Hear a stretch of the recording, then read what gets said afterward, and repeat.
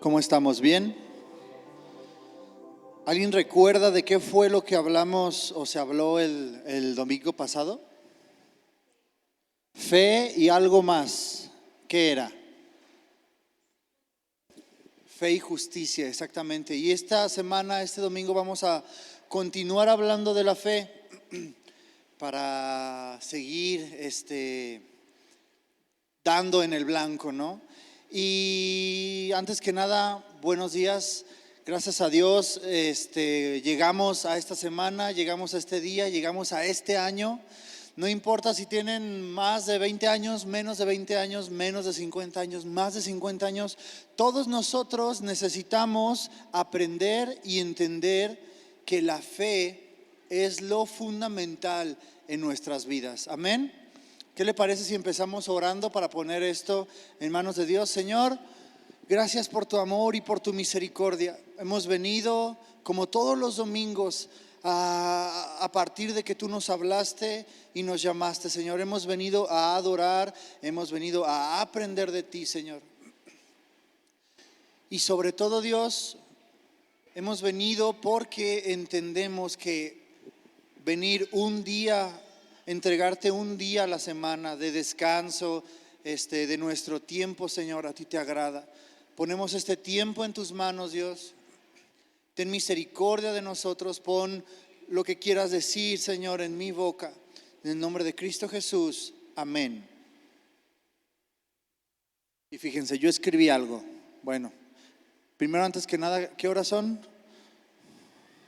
Las 11:06. Un saludo a todos los que nos ven en Facebook y vamos a comenzar mis 20 minutos de prédica. Dice, hablando un poco de la fe, ¿cómo vivimos? ¿Cómo creemos? Nuestra existencia misma es el resultado de la fe. Nuestra existencia misma es el resultado de la fe. ¿Cómo? Muy simple. Es por fe que hacemos todas las cosas. Tú vas a decir, ¿cómo? Yo no hago nada por fe. Está tan arraigada la fe en nosotros que no nos damos cuenta. Pero fíjense, trabajamos hoy porque el día de mañana necesitaremos comer, comprar cosas, salir a pasear. ¿Quién nos asegura que el día de mañana todos nosotros vamos a estar? ¿Quién nos puede asegurar? Nada más que nuestra fe. Estudiamos porque para que en unos años tengamos un mejor futuro, mejores opciones laborales y así tener una mejor estabilidad. ¿Quién nos dice que vamos a llegar al día de mañana? Y entonces, empezando a ver cosas muy cotidianas que hacemos, nos damos cuenta de que todo lo que nosotros estamos viviendo en este momento lo estamos haciendo para el día de mañana, para el día de pasado mañana. Y esa es la raíz. Por eso aquí escribo, nuestra existencia misma es el resultado de la fe. Una persona que no tiene fe no está viva o se quiere morir. Alguien que quiere quitarse la vida perdió la fe. La fe es el motor del mañana, el alivio y el refresco para nuestras almas. Y por lo tanto, la fe es el regalo que venía en el paquete de la gracia y de la sangre de Cristo. Muchas veces tendemos a pensar en muchas otras cosas que tienen importancia, que también tienen importancia, la gracia, la misericordia de Dios, pero nos olvidamos muy fácil de lo importante que es la fe para el cristiano y para cualquier persona. Yo lo vi y estudiando este tema y hablando de todo esto, me di cuenta que la fe es un regalo divino. Los animales no tienen fe, viven al día. Nosotros los humanos somos los seres pensantes, somos de las únicas personas o seres vivos, mejor dicho, que podemos enfocarnos en lo que queremos de aquí a 5 años, de aquí a 10 años, de aquí a 20. ¿Alguien se ha visualizado de aquí a un año? ¿Cómo quiere ser? ¿Cómo quiere estar? Levante la mano así. A un año, primero un año, perfecto. ¿Alguien se ha visualizado a 5 años? Que dice, yo la verdad en 5 años me veo así, así, así, así. A 10 años, a 20, Ya 20 ya es mucho, ¿no? Los que tienen 10 años dicen, pues a 20, a los 30 yo ya voy a estar casado, voy a tener mi Jeep, voy a tener una casota con alberca. Y conforme nos vamos acercando a los 30 decimos, ay caray, me alcanzó para los zapatos que traigo puestos, y para los anillos que tengo en la mano, ¿no? Pero la fe es el regalo de Dios a nuestras vidas. Y fíjense, si no tenemos fe, somos reducidos a hombres de barro o de madera, como han leído el Popol Vuh. En el Popol Vuh, la primera creación habla de hombres de madera y de barro que fueron consumidos porque eran malos.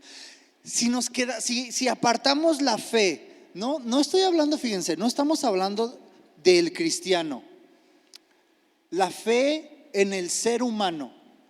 Si le quitamos la fe al ser humano, perdemos absolutamente toda nuestra identidad, todo nuestro propósito y todo nuestro valor. Porque sin fe, y aparte entendemos ahora por qué sin fe es imposible agradar a Dios, pero para allá vamos. Sin fe es imposible agradar a Dios. Sin fe somos seres imperfectos. Negar la fe es negar la vida misma, la cual es un regalo de Dios, la cual, otra vez, costó el sacrificio de Cristo.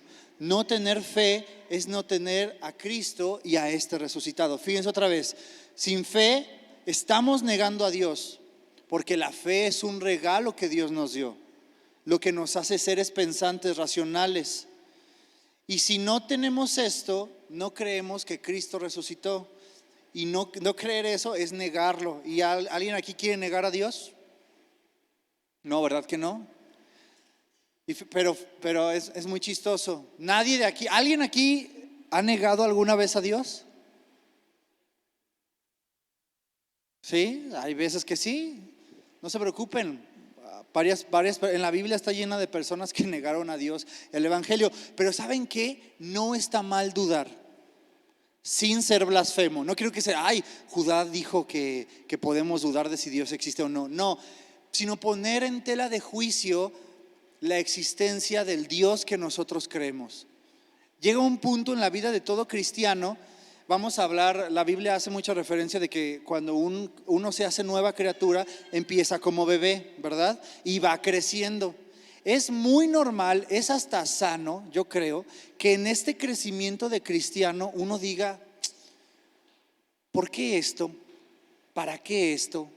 ¿Cómo esto? Muchas veces yo me llegué a preguntar y a decir, yo sé que Dios es real, pero ¿cómo que es real? No sé si me doy a entender. Sé que Dios es real, yo siempre, toda la vida he sabido que Dios es real, pero llegué a la conclusión de que nuestra propia humanidad y nuestra existencia nos imposibilita el entender, el conocer, el creer verdaderamente en cómo es Dios. ¿Vamos bien? Y es normal, si tú has dudado alguna vez y has puesto, ¿cómo pasa esto? Porque las preguntas, perfecto, felicidades. Estás buscando acercarte a Dios de una manera propia. Eso no tiene nada de malo. Porque al final somos humanos finitos. Y yo soy fan de un pensador, se llama Santo Tomás de Aquino. Y él mismo tenía aproximadamente 70 años cuando escribió algo en el que dudaba de Dios, de la deidad suprema. Y entonces tenía muchos escritos, y cuando llegan a uno de estos sus últimos escritos, todos se quedan, caray, que Santo Tomás de Aquino, el que ya escribió una cantidad increíble de sabiduría, explicando que la ciencia y la religión, o en ese momento era la filosofía y la religión, no tienen por qué estar peleadas. Ahora me dice que duda de si Dios existe. Y entonces fíjense, ¿por qué él llegó a dudar?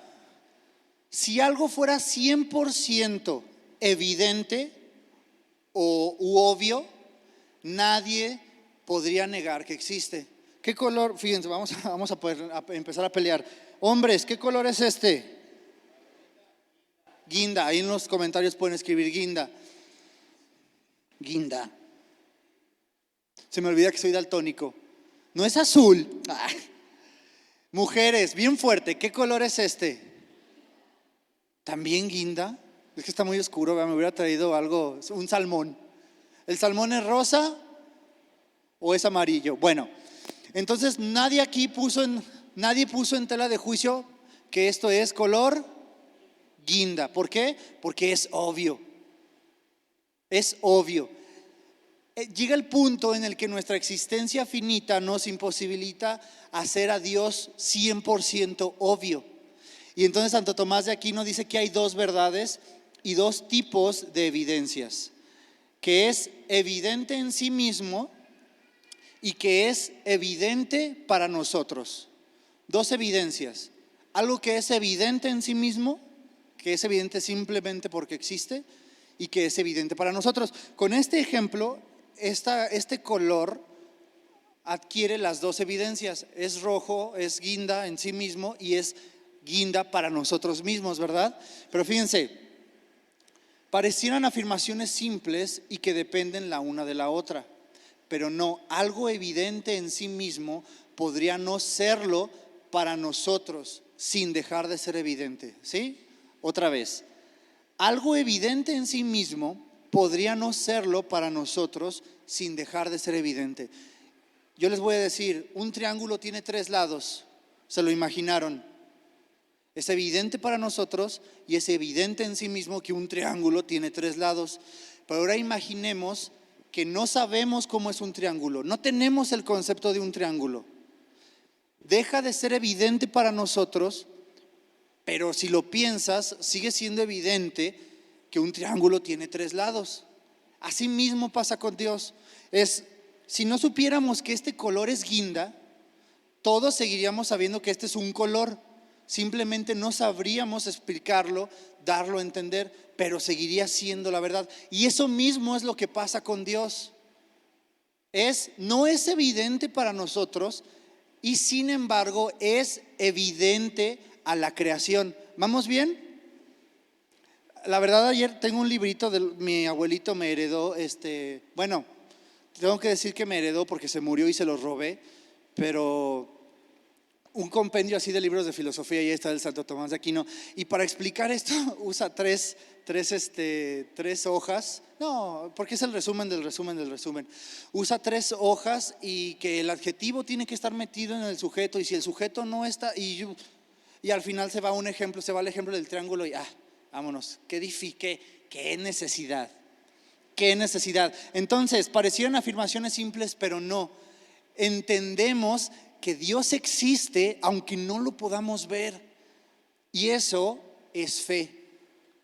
Por eso sin fe es imposible agradar a Dios, porque si nosotros no tenemos fe, estamos negando o no creemos que Dios existe, porque nosotros creemos que Dios existe a través de la fe. Y ayúdenme a decir bien fuerte: yo tengo fe. 1, 2, 3.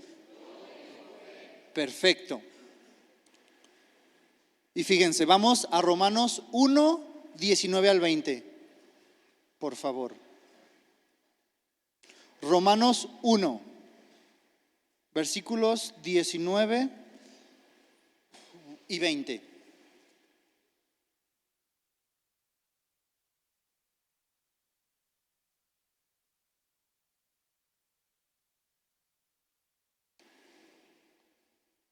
¿Ya lo tienen?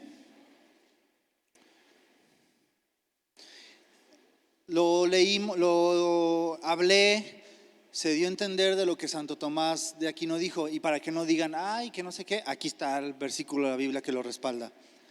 Porque lo que de Dios se conoce, el 19, lo es manifiesto, pues Dios se lo manifestó. 20, porque las cosas invisibles de Él, su eterno poder y deidad, se hacen claramente visibles desde la creación del mundo, siendo entendidas por medio de las cosas hechas, de modo que no tienen excusa. Es exactamente lo que Santo Tomás de Aquino quiere explicar. Hay cosas materiales que dan testimonio de lo no convencional, de lo no físico, de lo no tangible.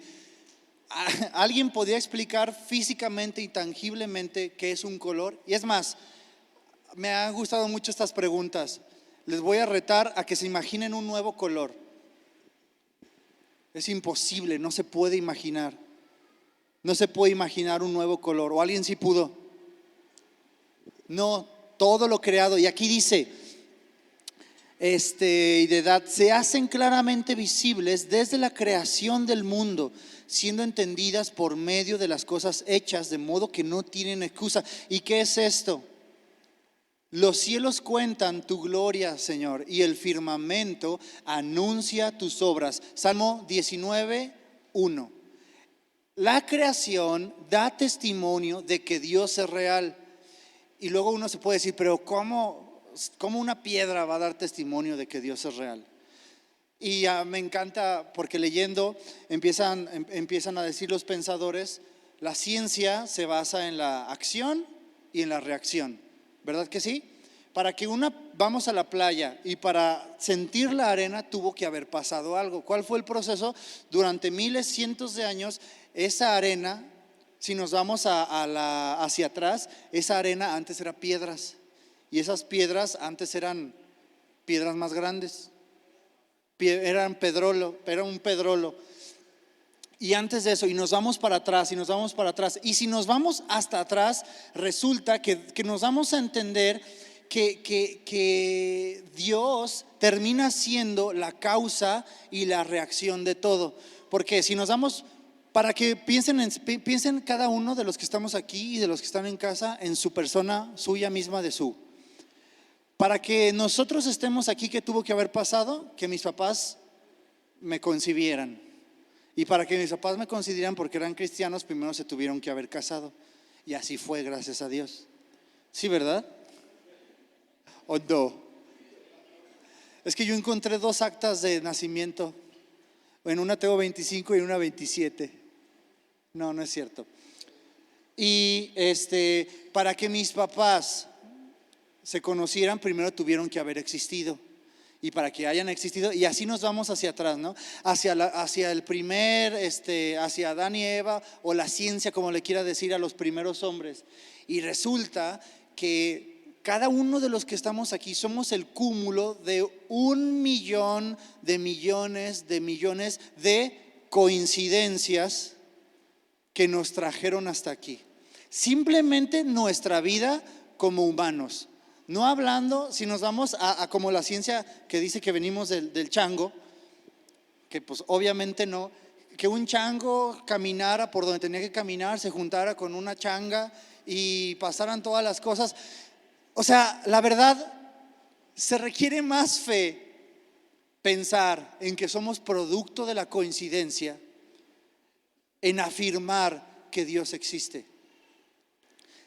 Se requiere más fe, y yo por eso digo, los científicos son las personas con más fe del mundo, sobre todo los científicos ateos. Porque decir que somos el producto de que hace miles de millones de años una piedra se movió un milímetro hacia la izquierda, impactó con otra piedra, esa piedra impactó con otra piedra, y esa con otra, y luego esas piedras se juntaron, empezaron a formar círculos de rocas gigantes que luego se empezaron a compactar y que luego chocaron y crearon. Y es más fácil, la verdad, es más fácil simplemente decir, ¿sabes qué? Dios creó todo. Dios se dijo, hágase la luz. Y yo lo vi así cuando yo era niño. Yo digo, ¿de verdad los científicos creen que somos causa de un accidente? De la probabilidad, es imposible. Somos causas de reacciones.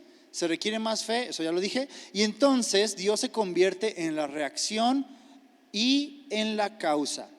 Pero fíjense, ya hablamos un poquito de la fe. ¿Vamos bien hasta aquí a este punto? ¿Sí? Vamos a hacer todo, el tema se llama, ¿cómo se llama el tema? Fe. ¿Cómo podemos no tener fe? Porque ahora esa es la otra cara de la moneda. Sabemos que el humano tiene la fe metida en las entrañas y en el pensamiento, pero sabían también que podemos no tener fe. Estamos hablando de todos los puntos de la fe. Y uno de esos para no tener fe es llamado, o yo aquí le puse, una de las consecuencias que nos roba la fe es la idolatría. Ya se ha hablado de la idolatría, sabemos qué es la idolatría. Dios nos regaló la fe para creer en lo que no podemos ver o entender. Santo Tomás de Aquino dice: la fe es el motor que impulsa a la ciencia, a la filosofía, cuando ésta llega a una pared. Cuando no podemos comprobar algo, decimos, entra la fe en acción. Y después de muchos años, eso se va a comprobar, eso que la ciencia no pudo comprobar y la fe sí. Después de muchos años, la ciencia dice: ah, sí, mira, ya lo puedo comprobar, y afirma la fe. Y yo les voy a poner unos ejemplos bien sencillos. En el Antiguo Testamento, cuando Dios escoge un pueblo, Dios les da muchísimas reglas. Una de esas reglas es no comer animales que tengan, ¿cómo se llama esto? Pezuña encarnada, ¿verdad? Hendida. Hundida. No coman camarones, no los mariscos.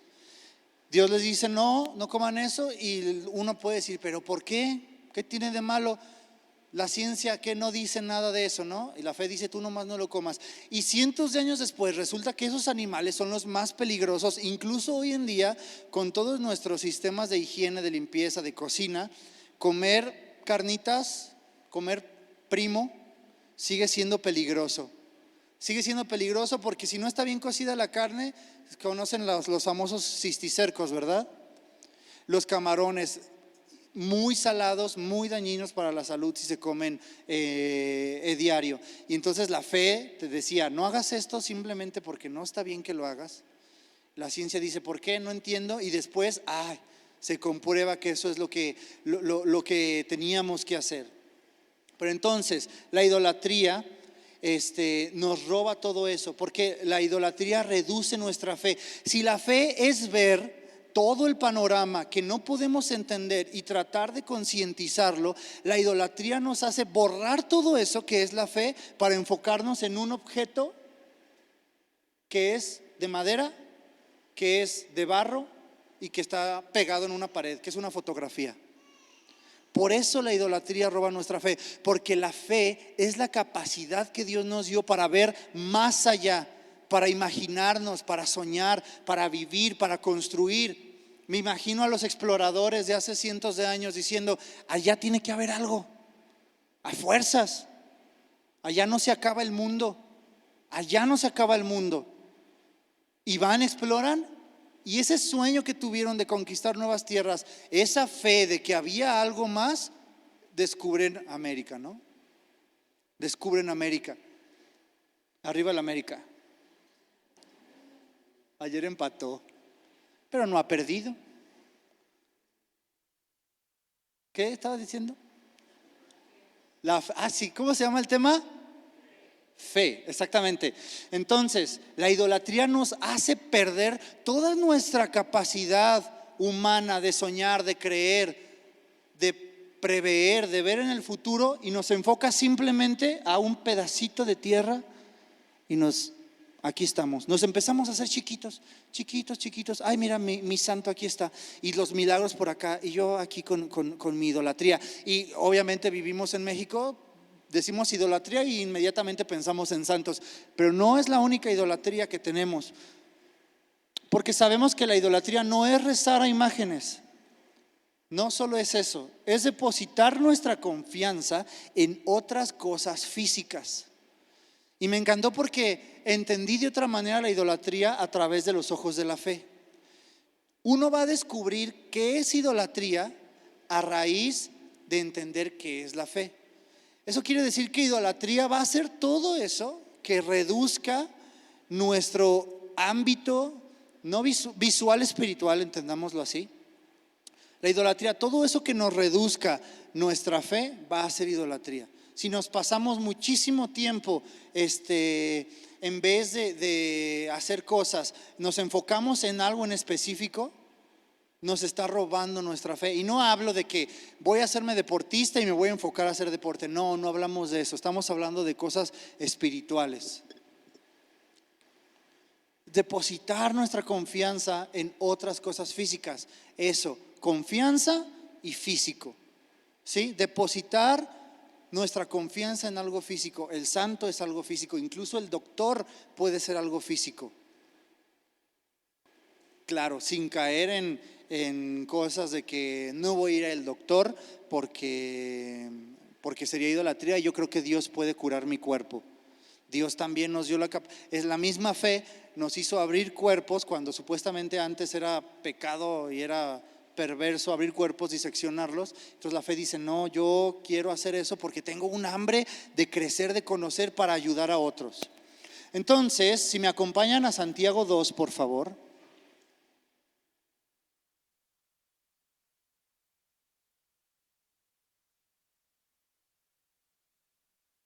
Según yo voy muy rápido, ya son las 11:30. Santiago 2, adivinen cuál, 14.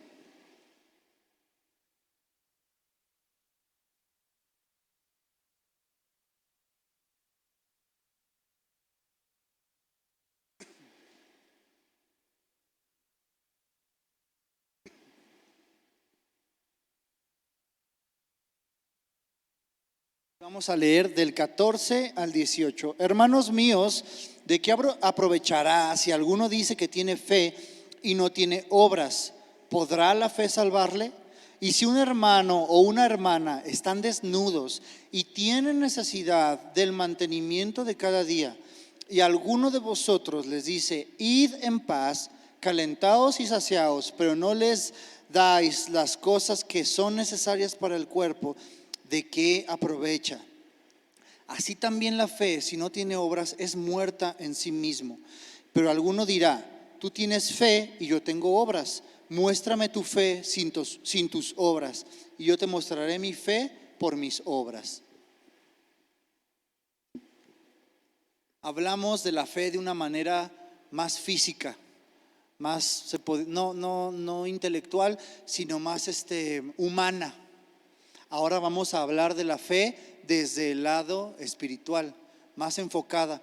Y primero teníamos que entender cómo funciona la fe en un ámbito humano, real, físico, para entender concretamente cómo funciona en el lado espiritual de Dios. Que obviamente hablar de fe y no mezclar a Dios y a la religión está muy difícil, ¿verdad? Pero se intentó. No sé si se pudo, pero se intentó.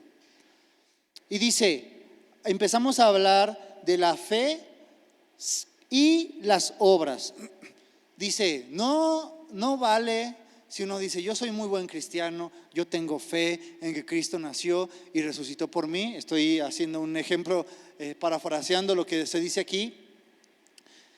Y uno puede decir, yo soy muy buen cristiano, yo tengo mucha fe, pero ¿cuáles son nuestras obras? Y aquí pone un ejemplo.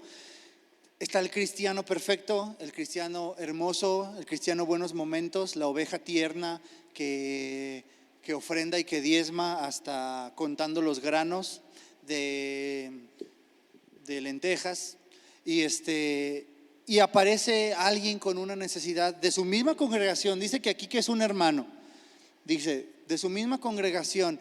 Y el cristiano perfecto le dice, ten fe, Dios te va a proveer. ¿Me pone 3 tortas de pastor, por favor?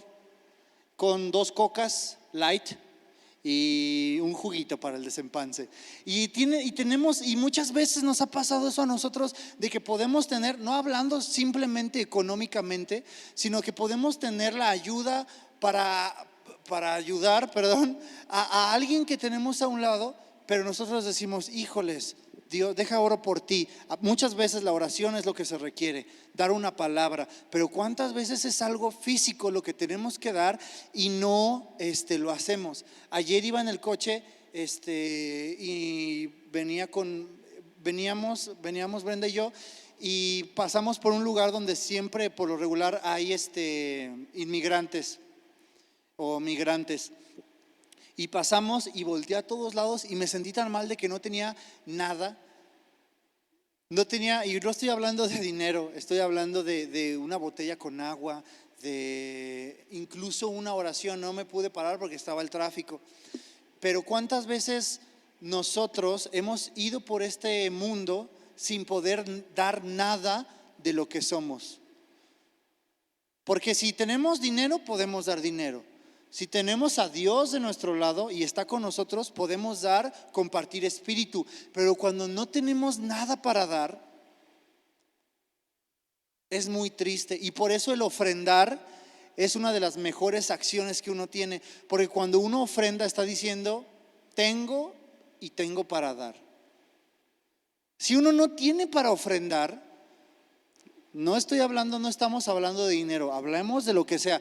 Si no podemos ni orar por alguien, nuestra fe está muy, pero muy mal. Porque le pasó a los apóstoles, ¿no? Cuando entraron al templo. No tengo oro ni plata, pero lo que quiero es romper la piña. No tengo oro ni plata, pero de lo que tengo te doy. Levántate y anda. Y unos, pues ni piñata traigo, no traigo nada, no traemos nada. Y entonces empezamos a darnos cuenta de que nuestra fe no tiene obras. Y sin obras quiere decir que no tenemos una buena fe. Fe sin obras está muerta y no es fe. Y luego nos vamos al 19, versículo 19. ¿Tú crees que Dios es uno? Nosotros creemos que Dios es uno. Hacemos bien, pero ¿saben qué? También los demonios creen y tiemblan. Ellos mínimo tiemblan, creen y tiemblan. Nosotros nada más decimos que creemos y bien, gracias, seguimos viviendo nuestra vida como se nos ocurre. Fíjense, está bien cruel. Yo cuando lo leí dije, no, qué gachos. Nos comparan con los demonios. Les dice, a ver, Judá, ¿tú crees en mí? Dios me dice, Judá, ¿tú crees en mi verdad? Y yo, sí. Pues ¿sabes qué? Los demonios también creen en mí. Pero ¿sabes cuál es la diferencia entre un demonio y tú? En que ellos sí ellos me temen. Y yo así, ya me voy. Y nosotros vemos la figura de Dios y decimos, sí, Dios, wow, el ser supremo. Y cuando tenemos, no estoy hablando de nadie, yo por eso me volteo para no ver, nomás le hago así y ya. Ay, desaparecieron. ¿Gente? No hay gente. ¿Gente? Ya. Y nosotros creemos en Dios, pero de verdad, yo he ido a otras congregaciones donde en el momento de la alabanza las personas, así los voy a...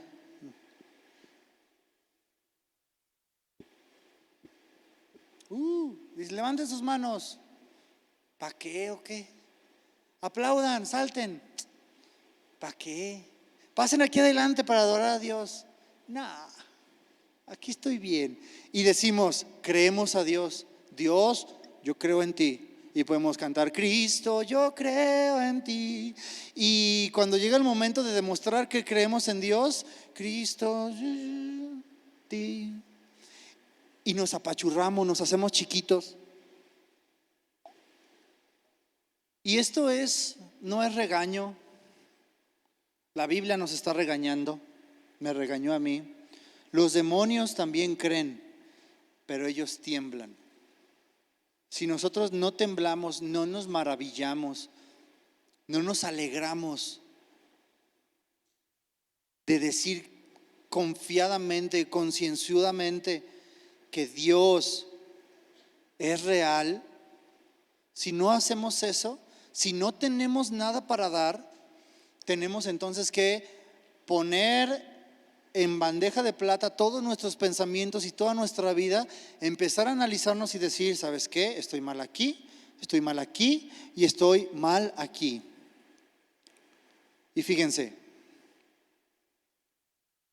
fe sin obras es muerta, ¿verdad? ¿Y por qué?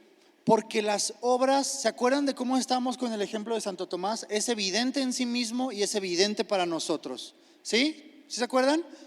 Espero que lo hayan anotado porque me costó mucho entenderlo. Las obras, lo que nosotros hacemos, hacen evidente a los demás y a nosotros mismos lo que es evidente en sí mismo. ¿Se acuerdan del ejemplo del triángulo? ¿Quién de aquí sabe qué es un triángulo?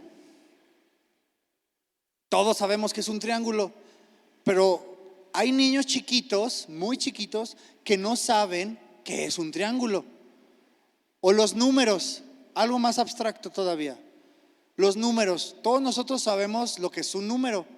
Es algo no material que nos ayuda a hacer de lo material algo más simple, ¿sí?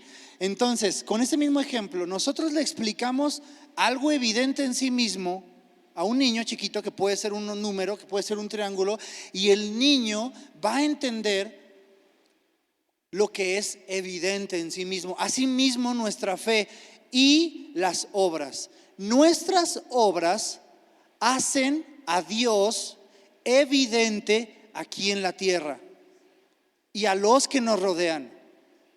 Por eso es que es más importante tener una fe con obras que incluso salir por la calle gritando que Dios es real. Que Dios es real. Fíjense, ¿Dios es real, sí o no? Pero es más demostrativo, hace más evidente que Dios es real a cualquier persona una buena obra. ¿A poco no está increíble? Sí, yo ayer dije, Señor, me has mirado a los ojos. Yo estaba bien contento porque dije, por eso las obras son para la fe y la fe es para las obras, porque es hacer evidente. Y un cristiano que no tiene obras no está reflejando a Dios. Y si no refleja a Dios, no es cristiano y no tiene a Dios con él. Dice Juan, el que conoce a Cristo no peca. El que conoce a Cristo no peca. Y lo dice varias veces de diferentes formas bien horribles cada vez. Si, ¿quién es tu padre? Si haces cosas malas, eres hijo del diablo. Y ahí entra la fe, no, yo soy tu hijo, Señor. Las obras es de lo más importante a la hora de evangelizar, a la hora de ser cristianos.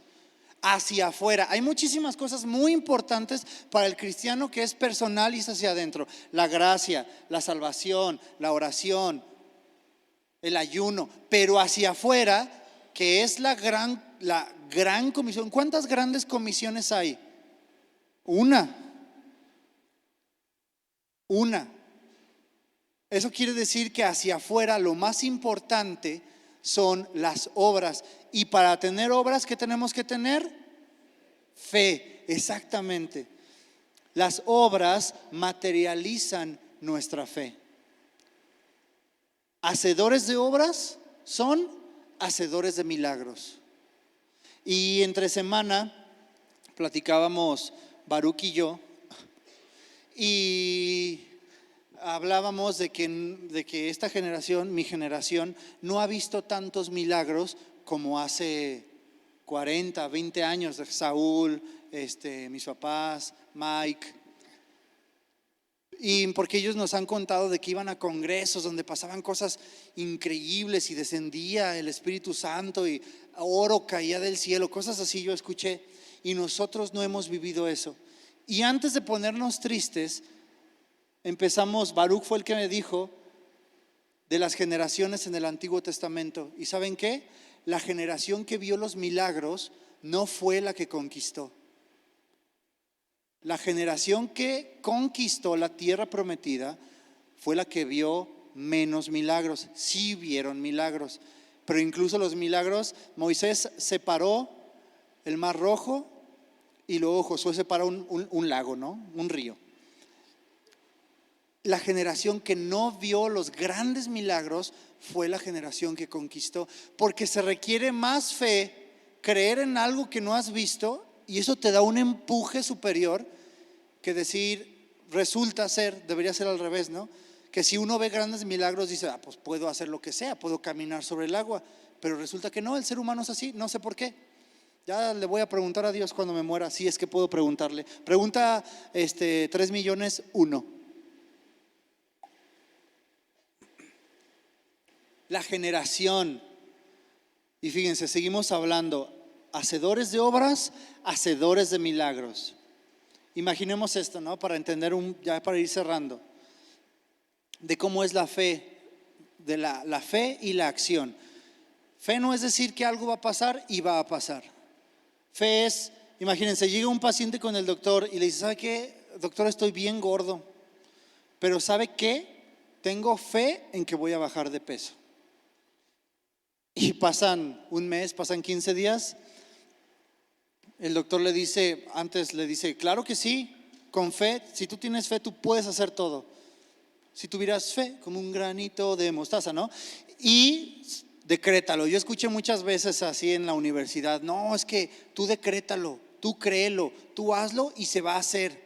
Decrétalo, nada más decrétalo.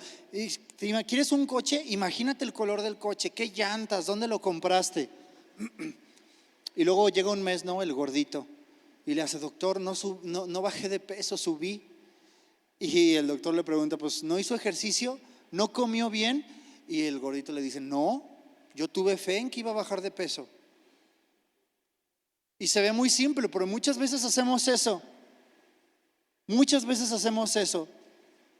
Decimos: no era la voluntad de Dios. ¿Cómo me cae mal esa frase? Porque ni conocemos la voluntad de Dios. Y si nos atrevemos a decir: no fue la voluntad de Dios. ¿A poco si conocías la voluntad de Dios a la perfección? No hubieras pedido eso si no iba a ser la voluntad de Dios. Algunas frases, fíjense, llenas de fe. Solo fe sin obras. Mi matrimonio se va a restaurar. Voy a bajar de peso. Voy a leer más la Biblia. Pasaré más tiempo con mis hijos. Mi hijo va a cambiar su vida porque lo digo yo, que soy su madre. Mis hijos van a quererme más. Fe, pero no hacemos nada. Ojalá, de verdad, ojalá por imaginarme con cuadritos me salieran cuadritos, pero no. Ya, bueno, dicen: ya tengo la raya de aquí, la de aquí y la de aquí, nomás me falta esta de aquí. Ya tengo 3 de 4. Pero no queremos, no, es que mi hijo se acerque a Cristo y voy a estar orando por él. Sí, hay que orar por él, dice la Biblia. Pero te sigue viendo comportándote de la misma manera neurótica y bipolar en tu casa. Qué chido la oración donde tu hijo no te ve, y cuando te ve, cachetadas, golpes, palabrerías. Voy a leer más la Biblia. Entro a trabajar a las 10, me levanto a las 9. ¿Cómo vamos a querer leer más la Biblia si no nos levantamos ni temprano? No hacemos nada. El regalo de la fe no es simplemente querer y creer. La fe es lo que nos permite visualizar lo que necesitamos visualizar. Ver el futuro y trabajar por ello. Obras. Queremos ser exitosos, queremos tener una buena familia. Eso es fe.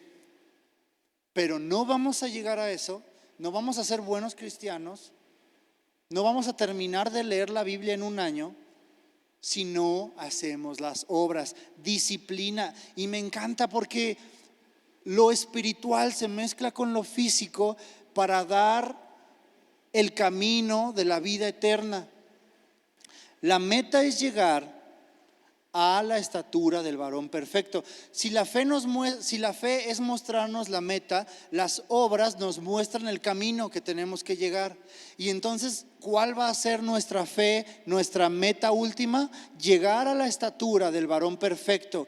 Y ser perfecto trae otras muchas buenas consecuencias. Ser perfecto trae muchas buenas consecuencias: salud, bienestar, bendición, familia, trabajo, hijos, lo que se nos ocurra. Restauraciones físicas milagrosas. ¿Queremos tener la vida que soñamos? Necesitamos obras cristianas, espirituales, porque incluso dice la Biblia, ¿no? Busca primero el reino de Dios y su justicia, y lo demás vendrá por añadidura. ¿Queremos compartir nuestra fe? Porque si somos hijos de Dios, nos tiene que doler lo que hay afuera, nos tiene que doler lo que hay a un lado, incluso lo que hay dentro de nosotros. Si no queremos compartir de nuestra fe, no tenemos fe. Pero si tenemos, el que no tenga, tenga. Y el que quiera tener, haga obras. Levantar nuestras manos los domingos, muy chido. Pero también está muy padre ir a orar por enfermos, ir a anexos. Entonces, resumidas, nos quedamos con que la fe es un regalo divino. La fe sin obras es muerta y tenemos mucho que trabajar para alcanzar el premio.